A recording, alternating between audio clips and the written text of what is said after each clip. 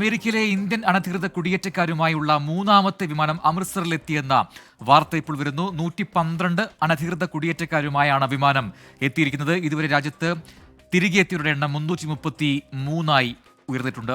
അച്യുതൻ ഡൽഹിയിൽ നിന്ന് ചേരുന്നു കൂടുതൽ വിവരങ്ങളുമായി. അച്യുതൻ, മൂന്നാമത്തെ വിമാനവും എത്തിയിരിക്കുന്നു. അമൃത്സറിലേക്ക് തന്നെയാണ് മാറ്റമില്ലാതെ ഇപ്പോൾ ഈ വിമാനം എത്തിയിരിക്കുന്നത്. ഇപ്പോൾ ഇതിൽ ഉള്ള ഈ 112 പേർ അവർ വീണ്ടും ഈ കൈവിലങ്ങ് അണിയിച്ചാണോ ഇവരെ കൊണ്ടുവന്നിരിക്കുന്നത് എന്ന കാര്യമാണ് ഏറെ പ്രാധാന്യത്തോടെ അറിയേണ്ടത്. അത്തരം വിശദാംശങ്ങൾ ലഭിക്കുന്നുണ്ടോ? പ്രജിൻ, യുഎസിലെ ഇന്ത്യൻ അനധികൃത കുടിയേറ്റക്കാരുമായുള്ള മൂന്നാമത്തെ വിമാനം ഏതാണ്ട് 10-10:15 കൂടിയാണ് അമൃത്സറിലെ വിമാനത്താവളത്തിൽ എത്തിയിരിക്കുന്നത്. 112 അനധികൃത കുടിയേറ്റക്കാരുമായാണ് വിമാനം ഇപ്പോൾ ഇറങ്ങിയിരിക്കുന്നത്. ഇതിൽ പുരുഷന്മാരെ വിലങ്ങണിയിച്ച് തന്നെയാണ് എത്തിച്ചെന്ന റിപ്പോർട്ടുകൾ കൂടി പുറത്തു വരുന്നുണ്ട്.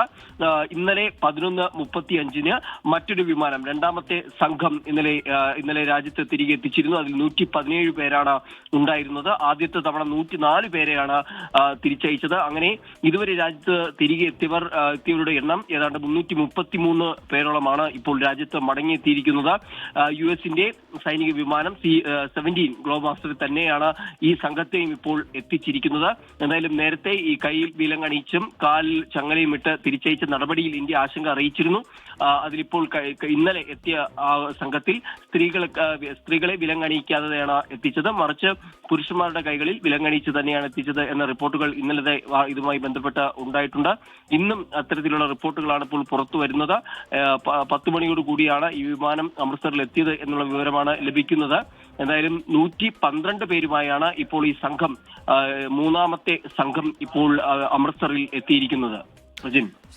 മതിയായ രേഖകളില്ലാതെ അമേരിക്കയിൽ തങ്ങിയ അടുത്ത സംഘത്തെയാണ് ഇപ്പോൾ ഇന്ത്യയിലേക്ക് തിരികെ അയച്ചിരിക്കുന്നത്. അമേരിക്കയുടെ യുദ്ധവിമാനത്തിലാണ് ഇപ്പോൾ ഈ 112 പേരെയും ഇന്ത്യയിലേക്ക് തിരികെ അയച്ചിരിക്കുന്നത്. അമൃത്സറിലാണ് വിമാനം ഇറങ്ങിയത്. ഇതോടെ 333 പേർ ഈ രീതിയിൽ അമേരിക്കയിൽ നിന്നും ഇന്ത്യയിലേക്ക് നാടുകടത്തപ്പെട്ടു.